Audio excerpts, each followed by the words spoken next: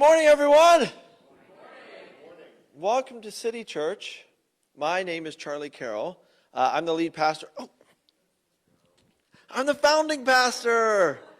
I'm the founding pastor here at City Church. You know, when you had a title for 10 years, it's hard to get rid of it. I'm the founding pastor here at City Church, where our purpose is to help people experience the fullness of God's love through relationship. Welcome to all of you that are sitting here live with us this morning. And then also, welcome to all of you who are tuning in from wherever you are. We hope that you enjoy. You can interact with us by putting questions in the little bar down at the bottom of your feed, and maybe we'll get to some here at the end, depending upon how much time we have. With it being full swing Christmas season, I thought I would start off by helping you with the trending gifts for Christmas this year. There are trending gifts. If you're like me, you like the hustle and bustle of buying gifts last moment. And so if you're still looking for that special gift, for that special someone, guess what? You're in luck. I'm just going to go through the first 8. I couldn't stop. I thought I would do 3, then I said 5, and then number 6 was so good I just went through 8 of these. We will jump into these pictures maybe. Yeah, the 3-in-1 charging stand. This is number 1 trending gift this year.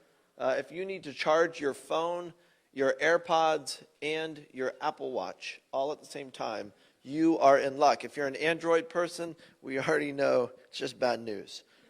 Number 2, a moon lamp. Yeah, 2020, everyone.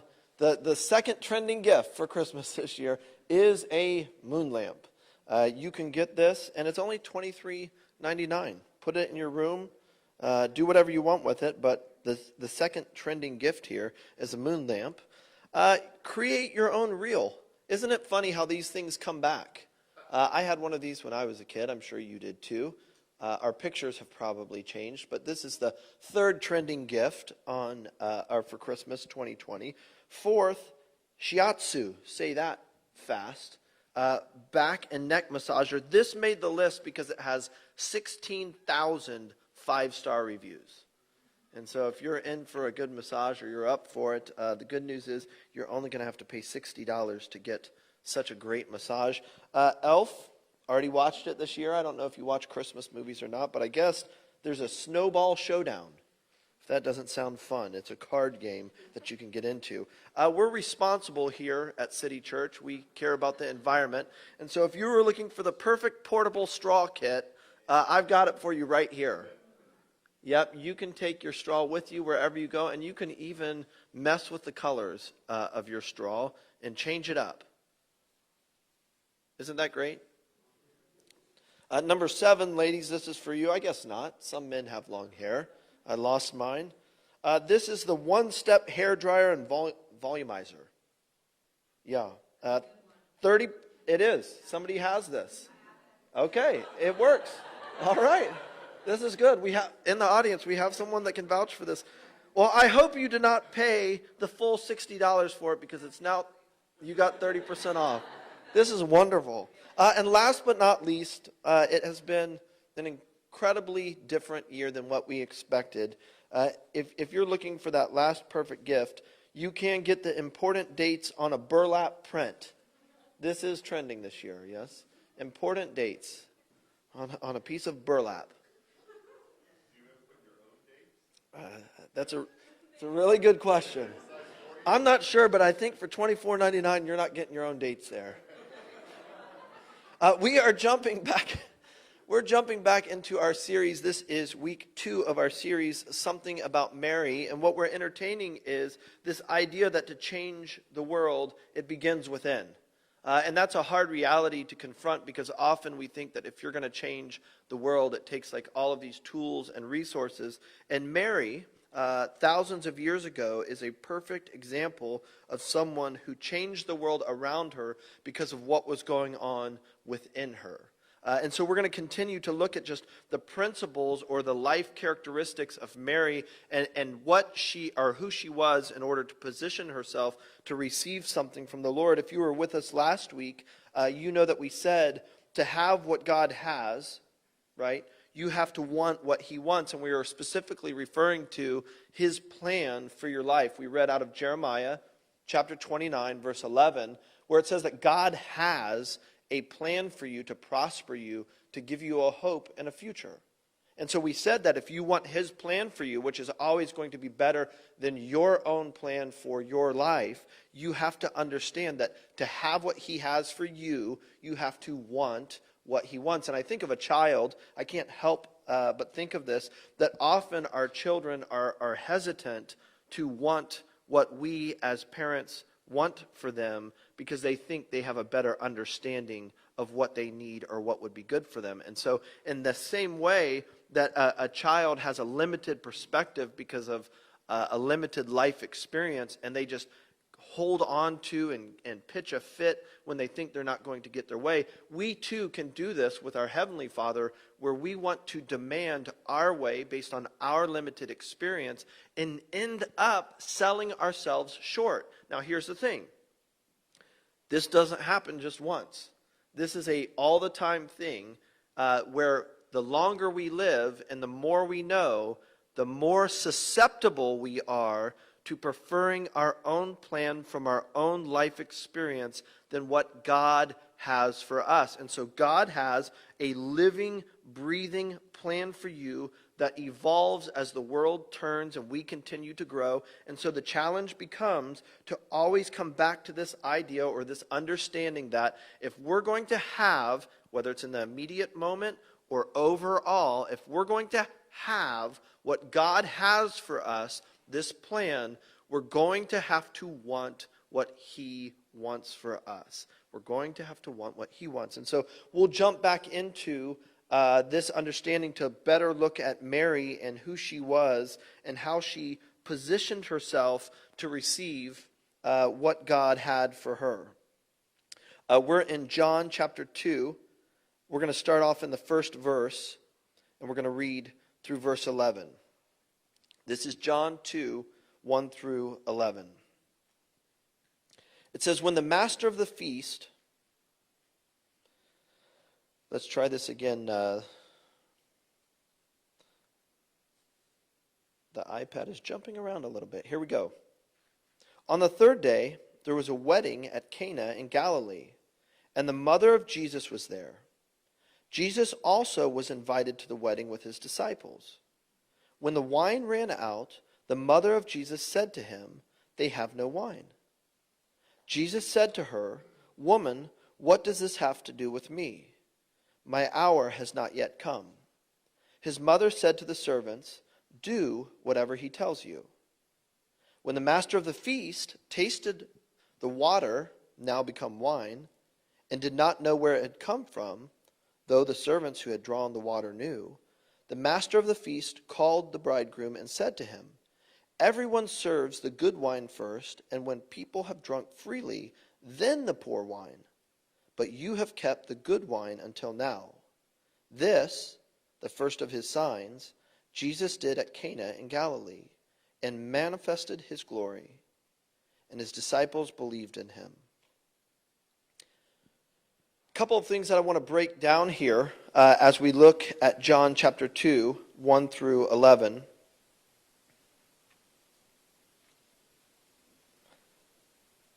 You might have to control this from the back because it's jumping around on me. Mary was positioned to receive something that through her would change the world. And so some of these characteristics, when you find Jesus and his mother at this wedding, so it would have been somebody that they grew up with or that they were familiar with, and they run into a problem. These were 7-day events where they would celebrate two lives coming together for a marriage and have a 7-day celebration, and wine was a very important thing. It was a celebratory thing. And so they run out of wine, which is a big problem, and Jesus' mother says to Jesus, "Hey, they're in trouble and you need to help them." The first thing that Jesus says, or how he responds, is, "Why do you involve me? My time has not yet come." This was actually a Greek expression that was used throughout the word and was even used by demons when Jesus was confronting a demon that was in a person. And what it looks to be is the idea of crossing over into a different realm. that when Mary said something to Jesus, she recognized that he had a capacity to cross over into another realm and change realities. And Jesus' response to her was, "Why are you involving me in this? My time has yet to come." And so then Mary's response was that you guys, and she was talking to the people that were around him, just need to do what he says. And you can see from the very beginning that though this is the first recorded miracle of Jesus here in John chapter 2, that Mary still had an idea as to who Jesus was and what he was capable of doing. One of the things that Mary had to get used to or become familiar with was that Jesus would be committed or more committed to the Father's purpose than her own purpose as his mother. And I think there's something to learn here for each and every one of us.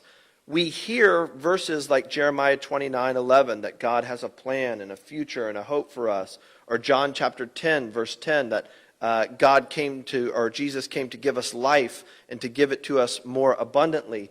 And if we're not careful, we will drift into this idea that God has a rubber stamp of blessing or grace where he will just stamp everything that we do and bless everything that we do, versus our responsibility to hear, to do our best to obey what God's will and God's plan is for our life because of his perspective and unlimited power to make his plan for our life, which is better than our plan for our life, to roll out effectively. And so Mary would learn here that though God had a plan for her life, it was going to be fulfilled as she relinquished what she thought was best and instead lived into what was revealed to be God's best for her. And so what we cannot expect is God's power and grace and blessing to be around our plans for our life if we have not taken the time to lean into, Lord, what is your plan for my life, because your plan is a higher and better plan. This is not unusual. As a parent, as a coach, as a teacher, you as a grandparent, as a tutor, you don't want to bless an inferior plan for your players or for your children or for your grandchildren. You want to bless them with the highest, most rewarding, most fulfilling plan that will line up with the rest of their life as a whole. And so Mary had to learn, and you and I have to learn on a regular basis, that it's God's plan that we want. And often Jesus might ask us to put our plan to the side or wait for our plan to be fulfilled because he's working on this bigger, greater, grander plan for our life, where he might not give you that first business, or he might not answer what you think to be your prayer request in a specific situation, because he's got something better for you. And so this is why we're always asking the question, God, what are you saying to me? What are you saying to me? Lord, what are you saying to me? In light of this stress, what are you saying to me? In light of this impossibility, what are you saying to me? In light of my age, what are you saying to me? Always giving God an opportunity to reveal to us the Father's plan versus our plan, because like Mary, we need to know that it's the Father's plan that will satisfy us. The timing component is important. Jesus starts off by saying, why are you involving me? My time has not yet come. And I think there's a lot that we can learn here when it comes to just practical living. God has a perfect time for everything to happen in your life. And he will leave you in the oven or being prepared as long as you need to be prepared so you're ready when that time comes. There is other times here in the book of John, 12:23, 13:1, 17:1, where Jesus says, my time has come. And so just because God is asking you to wait, delay does not mean deny. God might delay answering your prayer, but just because he's delayed answering your prayer does not mean he's denied you. The Lord cares about you and wants what's good for you more than you do yourself. You know what this is like, right? You've had a very long day and you decide you're going to eat something to reward yourself. You're compromising what's best for you because you want to reward yourself. You want a temporary satisfaction. And God gives us those temporary reliefs or satisfaction, those things, but ultimately he's working for the perfect time to unroll things in your life. Write this down. Write this down. Confidence is the context for miracles. Confidence is the context for miracles. Mary did not have to understand everything to still place her confidence in Jesus. If you want to see miracles in your life, if you want to see miracles in your relationships, if you want to see miracles in the workplace or the things that you're responsible for, you've got to understand that your confidence, which is energy, which is faith, has to be placed in the right things. Whatever we give our energy to, whatever we give our attention to, we give energy, right? Wherever we fix our focus, our attention, is what we're giving energy to. And whatever we give energy to grows. And so that's why sometimes you need to stop beating yourself up about your mistakes or even engaging your enemies. Because when you engage your enemies or when you engage those that are critical of you, you give them power. You feed them. And this is why when Jesus is in front of Pilate, he doesn't respond to him. And Pilate, even at one point in time, says, listen, don't you know that I'm the person that can save your life? And so whatever we give our attention to grows because we're giving our energy to that. And so in this sense, confidence is focused energy. It's faith. And it's the context for miracles. Mary puts her confidence in who Jesus is as a person, though she did not understand what he was going to do with the water by turning it into wine. It's interesting to see here, there was a tradition, and it still it works this way today, that you give your guests the best wine first. And then after they've had the best wine and they lose their ability to taste what great wine tastes like, you give them the less significant wine. And the master of the banquet here, which was like the maitre d' or the sommelier, who is the only one who is probably not a little buzzed at this point in time, goes to the bridegroom and says, hey, you're big time. You're serving the best wine last. And this is just a picture of what the Lord gives us when we're willing to wait. When you're willing to wait and allow God's plan to come forth, it will always be better than what you could do in and of yourself. And see, this is really hard, especially when opportunities are thrown in front of you. Someone will put an opportunity in front of you. You talk to the Lord and you get this indication that, maybe I should wait. Maybe this isn't right.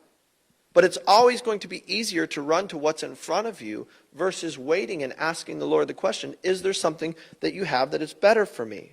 God will always give you something better than you can give yourself. God will always give you something better than what you can give yourself. And he invites us to wait. From judgment to joy. You remember in Exodus when Moses is bringing the children of Israel out of Egypt, one of the plagues was that the water was turned into blood as a sign of God's judgment on Pharaoh, who was resisting God's will. Pharaoh was resisting God's will, and so God does a miracle through Moses where the water is turned into blood. This is the first recorded in John chapter 2, is the first recorded miracle of Jesus. Specifically, this is not an accident that this is the first recorded miracle of Jesus. It is a contrast of what Jesus was bringing to humanity. Whereas Moses turned water into blood as a sign of God's judgment, Jesus was turning water into wine as a symbol of the covenant and the gift that he was bringing to us. Instead of judgment, it is joy. I don't know if there is a greater indicator of people that are really connected to God, like really connected to the supernatural, that are really connected to eternity, than joy. You want to see how close someone is to God? Measure joy. Forget measuring Bible verses. Forget measuring morality and behavioral modification type things. Forget about it. Measure joy. Unconditional joy that does not rise and fall with circumstance or dollars or positions or people. Measure joy. Jesus was doing something to show that he was bringing joy instead of judgment, that he would spend his own lifeblood as a price in order for us to enter back into covenant relationship with God and walk out the rest of our days with joy. And so when we find ourselves lacking in joy, what we have found is something that has gotten in between ourselves and the Lord. When we find ourselves lacking joy, unconditional joy, we find that we have empowered something to have a louder voice than God's voice in our life. We have allowed something to grow bigger and stronger in our mind than Jesus and his commitment to us. Why are you not joyful? Well, I've got this problem. Essentially what you're saying is this problem is something that the Lord cannot work around, cannot fix, or this problem is bigger and stronger than God is in my life. And so what a beautiful picture here of not only Jesus and what he can do, but even the timing, how God is the Lord of time, that time is an invention of God's, and God is still the Lord or the God of timing, that he does not waste even a moment. People geek out, about this 120 gallons of water being turned into wine. I don't know if you know this, but God is still turning water into wine every year, every day. It just takes a little longer than the instant situation he did here where he instantly turned water into wine. God is still using the rain along with grapes to turn water into wine every single day of every year. And we get impressed because of how quick God did it in a moment. That he is the Lord of the harvest, he is the Lord of creation, but he is also the Lord of time. Confidence is the context for miracles. What are you confident in? And what does it take to steal your confidence? I'm so angry. What are you angry about? What's so big? What's so great that it can get around God in your life and God's commitment to you? Confidence. Mary placed her confidence in Jesus. She didn't know what was going to happen. She just placed her confidence in Jesus. And see, part of our problem is that we feel like we have to understand everything in order to place our confidence in Jesus. You don't have to understand everything. He's for you. The Lord is for you, and if the Lord is for you, he's going to work all things together for your good. So why are you upset? I think one of the things that we can do is we can measure where we're at and almost our sense of spiritual maturity by what it takes to steal our confidence. Some of us get in a bad mood because we open the cereal box and there's no more cereal. Somebody had the last bit of cereal and put the box away empty. And it just put us in a bad mood for the whole day. Let's look at what Mary had confidence in, right? So what Mary did not have confidence in was a specific outcome. For some of us, that's what's stealing our confidence the most, is we're getting these expectations for a very specific outcome. And when God does not work the way we expect him to work, we get disappointed because somehow, some way, the finite, which is you and me, should have had the infinite figured out. Though, God tells us, your ways are not my ways. And if you want to kind of compare the distance between how you would do it and how I will do it, it's greater than the distance between heaven and earth. I don't know if you go to amusement parks. I don't think anybody did this year. But when I used to go to amusement parks, the one thing I did not like were those rides that just took you way up in the air and dropped you. Not really fun for me, but I would do it. And just a couple stories was enough distance for me to freak out as we got higher than everything and could see out over all of Ohio, down there from Mason at Kings Island. Just, you could see all of Ohio. That was enough for me. And that's not even, you can't even compare that to the distance between heaven and earth. And God says if you want to get some sort of picture, as to the difference between what your plan and my plan could be. And what he's really saying is the difference between how great your plan is for you and my plan is for you. If you want to get an idea as to how you can measure how much greater my plan is than your plan for you, you're going to have to measure the distance between heaven and earth. It's a lot of distance. And so Mary had confidence in a person, not an outcome. When we start having confidence in a specific outcome, we set ourselves up for disappointment. And then if we're not careful, we spend a couple years, or maybe, a couple days, couple weeks, couple years, couple decades depressed because we feel like the Lord let us down. When the truth of the matter is we let ourselves down because we set the bar too low. We expected too little of the Lord. Or we just weren't willing to wait for what he had for us. And so instead of an outcome, Mary had confidence in these three things. Here from the passage, John 2, 1 through 11. Mary had confidence in these three things. Number one, she had confidence in Jesus' capacity. I like listening to podcasts, and I follow different blogs, and I like being around experts that have given their life to master a certain subject. And I just love looking at a person's capacity. And it gives me so much life to see someone that's really, really, really capable. Right? You've been in the room with these people.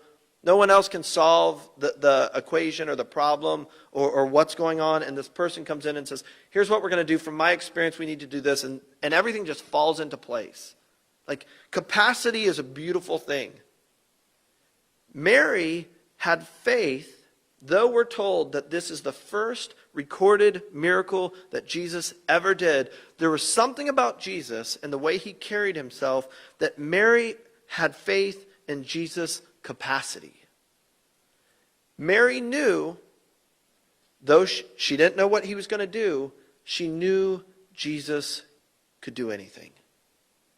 And so he says, woman, which was a polite term in the time, he says, what's this have to do with me? And instead of getting upset, she just looks at the people around him and says, just do what he asked you to do. Because she knew he was capable.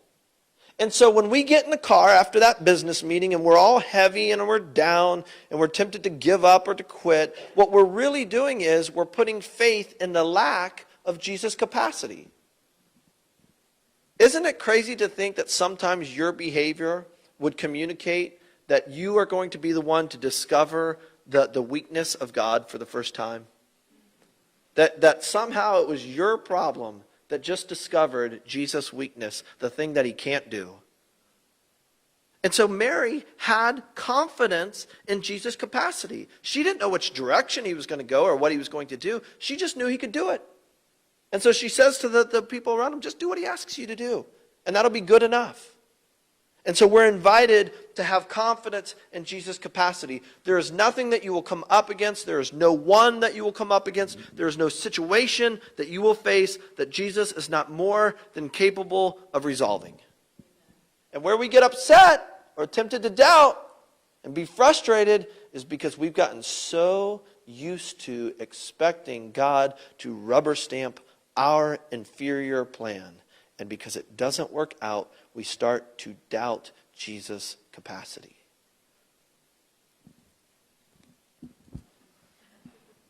Number two, Mary had confidence in Jesus' compassion.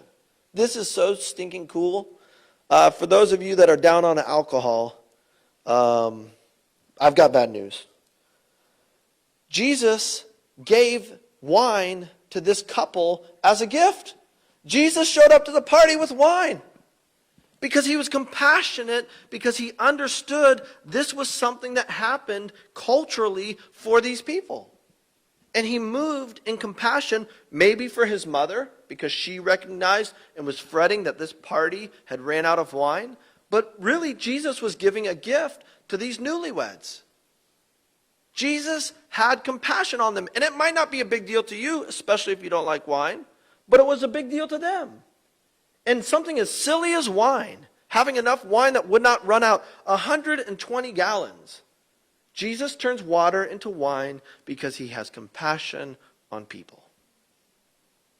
And I mean, if you're fretting over that exam you're getting ready to take, like, you need to understand that Jesus will move on your behalf and he will help you and he can help your mind retain information because he's compassionate.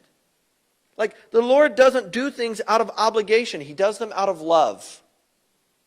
And see, part of the problem is we get into these contractual mindsets where we think we've got to do this in order for the Lord to do this. And we totally miss the heart of God. God is not doing anything for you because you've got everything where it should be. I don't know if anyone's ever told you that. God moves on your behalf and orchestrates all of the little moves to get you to this great plan because he has compassion on you and loves you more than you could ever imagine. He loves you greater than any love man has ever been able to comprehend, demonstrate, or show.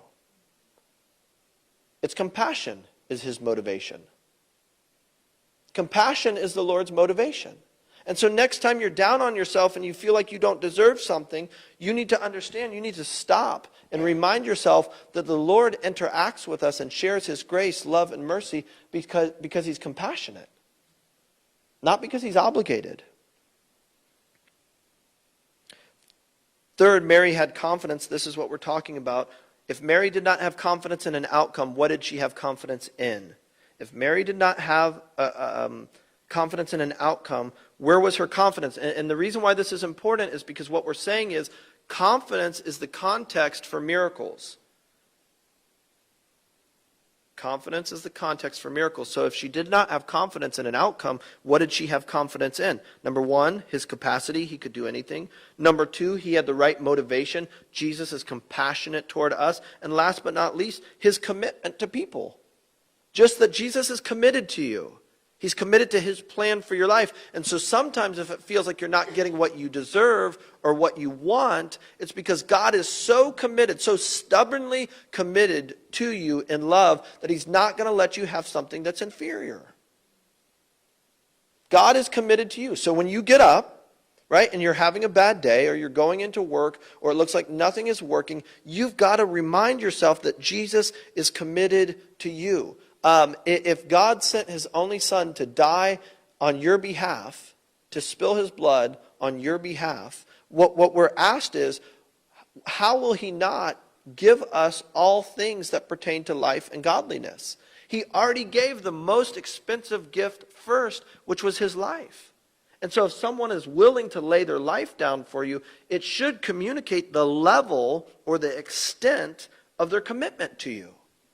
And see, what we start to see here is when it comes to capacity, compassion, and commitment, we're eliminating the very things that would steal our confidence from placing our confidence in Jesus. If I know that Jesus has all of the capacity, if I know that he's very compassionate toward me, he knows what I'm afraid of, he knows what hurts me, he knows what I get anxious about, and then I know that he's radically committed to me, I can place my confidence in him and what he has.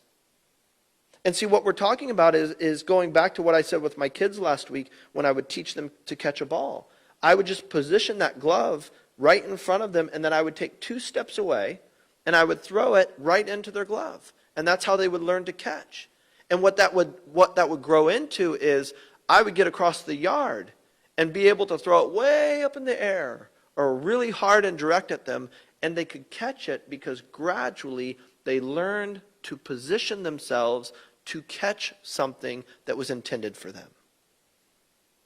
This is the story of Mary's life.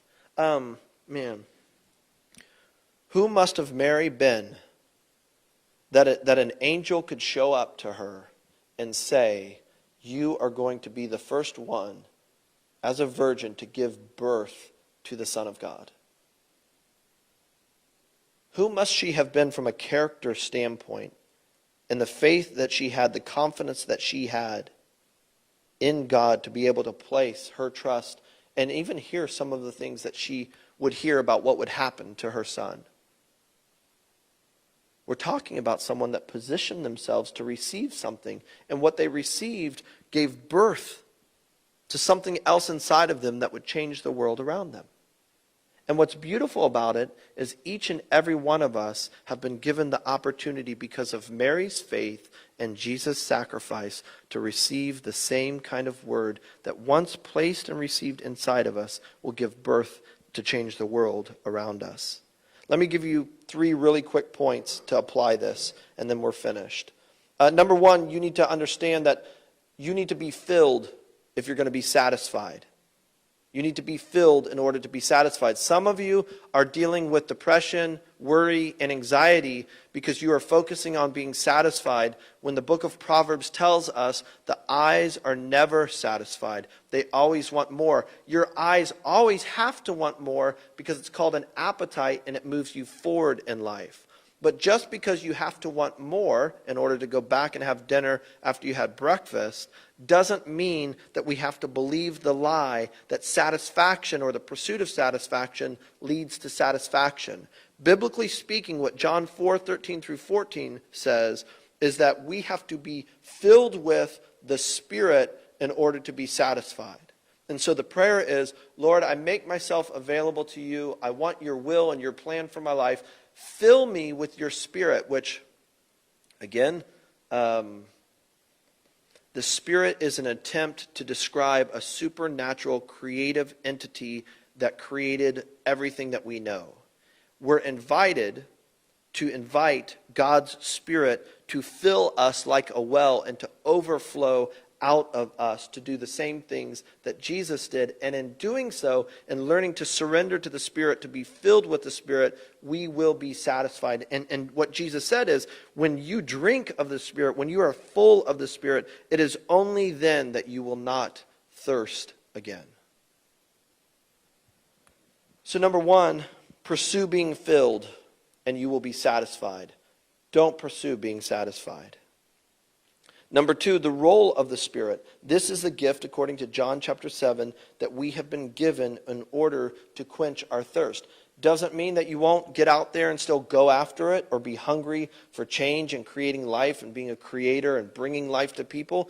Quite the opposite is true. The more life of the Spirit that you get, the more you want to be filled to give it to those around you. But again, it is the Spirit of God that fills us and satisfies us and overflows out of us. And third, Jesus is the one that gives us the gift of the Spirit. You don't get the Spirit by asking for the Spirit. You get the Spirit by learning of this life that had a name called Jesus, that modeled for us what it looks like to be filled with the Spirit.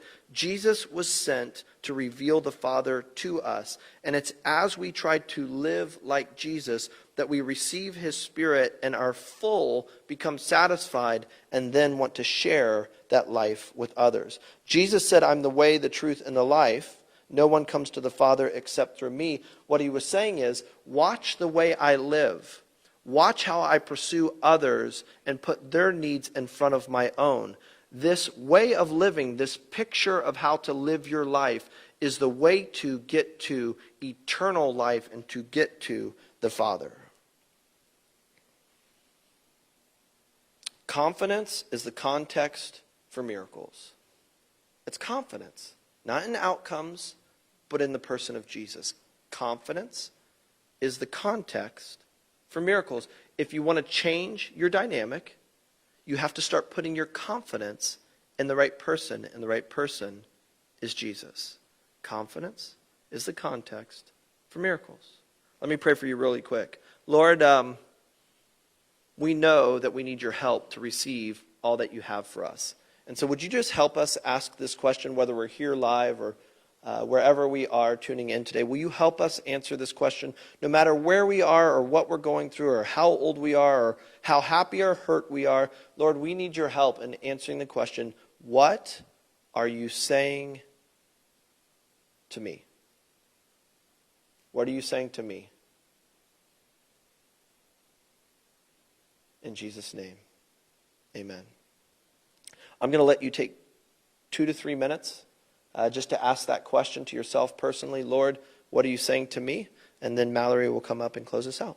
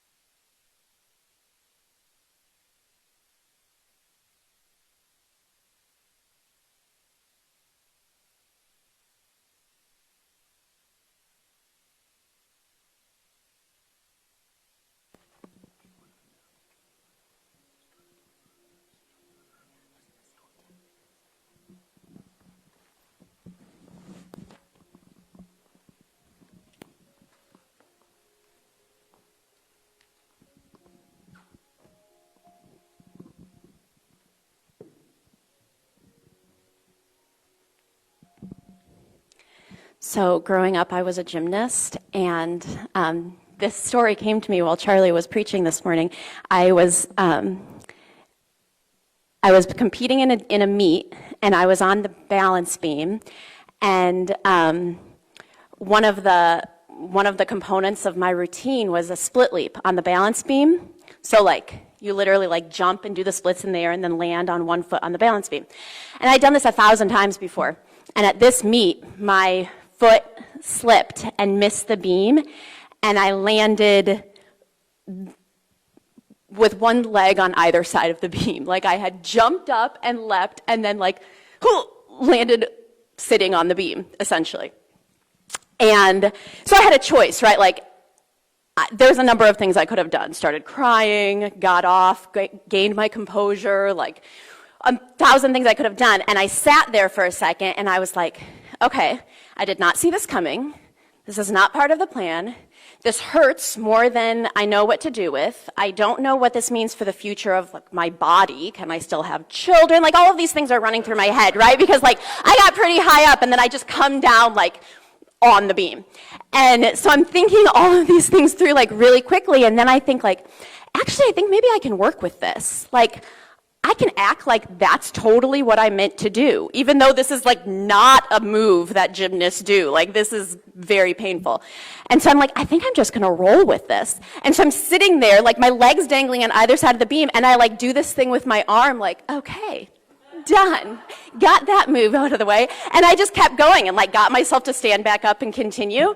And I mean, it worked kind of, not really, I had points taken off, blah, blah, blah. But the point of it is that I just rolled with it, and I acted confident, and a lot of people probably did not notice. And I think about this with my life of, I did not see this coming. I didn't want this to happen. It hurts a lot, but maybe something could come of this. Maybe we could make something of this right now, and roll with it. And so I think that's something that I'm taking away from Charlie's message this morning. It was it still hurts.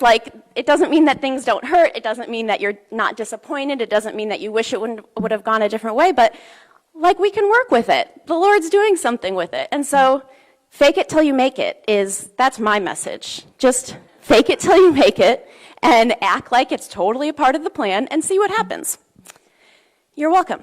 Okay, so December initiatives. We have, surprise, an extra initiative that has come in late, which is a thing that is allowed when there's only one initiative for the month. So Secret Santa starts, I think it starts tonight, actually. If that's something that you want to try and pop in, go onto the website and sign up. And you can probably still get into that tonight. And then Christmas caroling, somebody is putting together Christmas caroling December 22nd, so you can go onto the website and sign up for that. I accidentally put in writing that I was going to join, so I can't get out of it now. So I will be there if you want to join me for Christmas caroling. It's all about joy, people. January, you can submit your initiatives and breakouts that you're going to lead in January. If you're a City Church owner, please, we need you. We need you to lead us in something that you're passionate and excited about, something to just grow our community together. Speaking of owners, let's give a round of applause to our latest group of new owners. I think a lot of these people are actually here today, so look for a name tag. If you see a Bob, just congratulate him, and hopefully it's the right one. You are always welcome to become a City Church owner. It's online, it's asynchronous, so you can go to our website and go through that process. But this is the latest group that has done that, and we are so glad to have you as a part of our owner group. Holiday schedule, we've talked about this a lot. No prayer night the last 2 Wednesdays, and then next Sunday is our last Sunday together for 2020. So just keep in mind that we will not be here December 27th. Giving, you can give on our website, you can text this number, or there is a black bucket at the door if you're here in-house to give of your tithes and offerings. Okay, that was a lot. If you are here with us, we are heading now into our breakouts. These are the 3 breakouts for this morning. When helping hurts, the topic today is why did Jesus come to earth? That's going to be out in the cafe area where you get your coffee. Grace-based parenting, stay in here if you want to talk about principles of grace-based parenting. And then the Message 100, you do not have to be going through the year-long reading of the Message 100 to join that breakout, just FYI. They're going to be talking about stories 29 and 30 in the Message 100, but you can just pop in if you're interested in hearing what those stories are.